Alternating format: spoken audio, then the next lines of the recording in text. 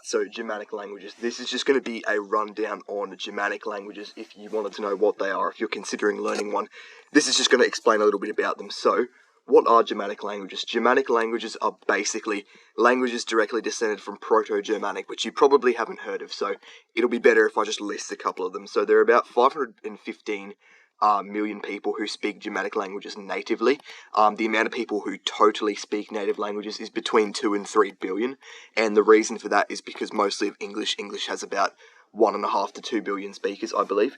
So, and yeah, these people speak it throughout Europe, North America, Oceania, and South Africa. So there are plenty of places throughout the world that Germanic languages are spoken, not just in Central Europe, and that's because of colonization. So the 5 most spoken are English, with around 1.5 billion people. That's a very rough number.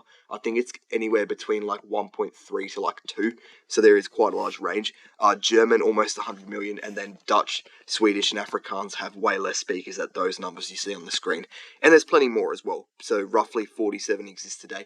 There's debate over whether a 48th is considered a dialect or an actual language, so I've just written 47. But yeah, there are plenty of Germanic languages still spoken today. Germanic languages are considered fairly easy for English speakers generally. Not all of them. We'll talk about some of the harder ones later, but they are closely related to English. Because English is a Germanic language, they have significant things in common that you'd be able to see if you learn a Germanic language. You'll be able to see what it has in common with English, as opposed to like French or other easy languages that they're not like related to English per se. So yeah, we'll get into that. Germanic languages have also evolved over time and are classified into various branches like anything. So here is just a picture I've found that it's fairly simple, but it kind of shows how they've evolved. So at the top you've got Proto-Germanic, which all Germanic languages have evolved from, and it's split into 3 branches, so East Germanic, North Germanic, and West Germanic. That use of like compass points is not uncommon as well with like other languages, like Slavic, for example, which is like the Russian type languages, splits it into West, East, and South, I believe. So yeah, that is not uncommon. Of the West Germanic languages, that splits into Anglo-Frisian and Netherlandic German. The Anglo-Frisian one splits into English and Frisian, so you can see English on the far left.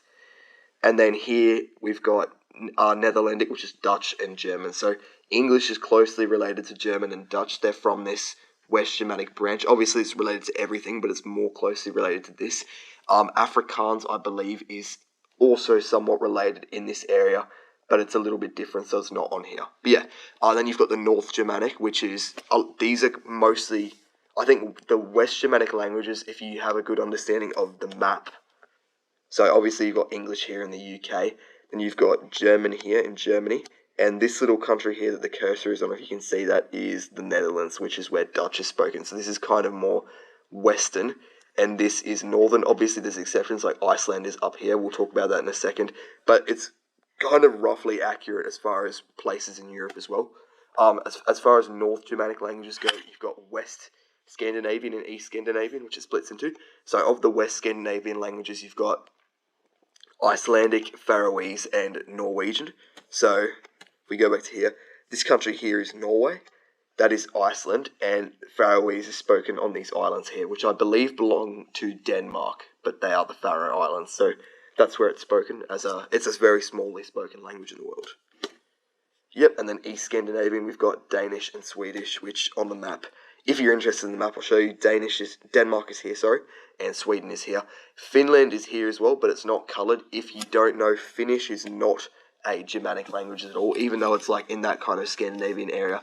Finnish is not related to these other languages. It is an Uralic language, so it's not even in the Indo-European language family, which surprises some people. So Finnish, Hungarian, and Estonian, those 3 languages are not in the Indo-European language family. They are in the Uralic family, which is separate. But yeah, East Germanic as well, no longer is spoken by anyone, but it goes down to Gothic. Nobody speaks it anymore, so you don't really have to worry about that. Difficulty and usefulness, which is probably what you came here for. So some Germanic languages can be challenging. So German is not, it's not hard, but it's more challenging than most of them, because German, I believe, has 4 cases and it has some grammatical things that can be a bit difficult. I made a full video on it if you want to see that. And then Icelandic as well, I don't know a lot about. I know it has the letter thorn, which I've always thought was kind of cool. But yeah, it is also meant to be a little bit more difficult. However, most Germanic languages are pretty easy, and they have a lot in common with English, which is easy. So high lexical similarity, which just means a lot of vocab similarity. Obviously, it's descended from the same sources, so the words have a lot in common, which is good. You'll just find it easier to learn. Similar phonemes, what that means is sounds produced. That one's a bit debatable because a lot of the time there are some different kind of sounds you have to learn how to make, particularly with like German and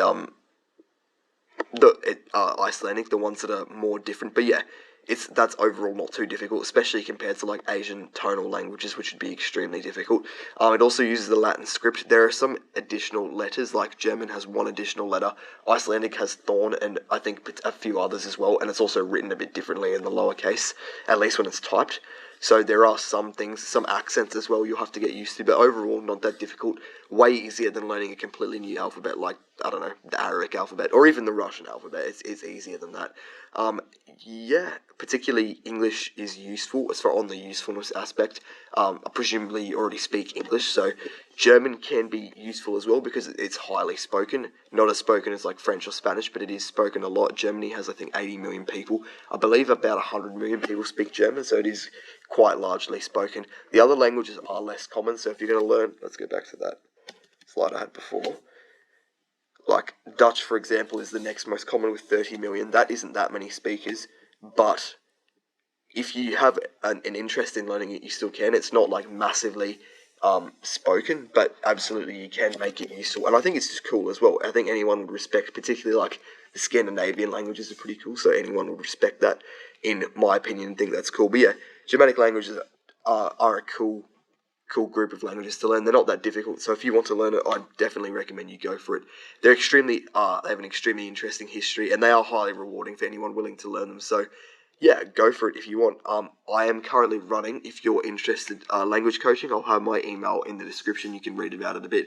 If you wanted to get in contact with me, I am doing one-on-one coaching calls, so we can talk about that. If you're a beginner learner, I definitely recommend that. But yeah, I hope this video did shed some light on the Germanic languages. I'm very tired at the moment. Sorry if you can hear that. But yeah, like and subscribe, guys. And if you have any more videos you'd like me to make, definitely comment them down below, and I will look into it for you. Thank you.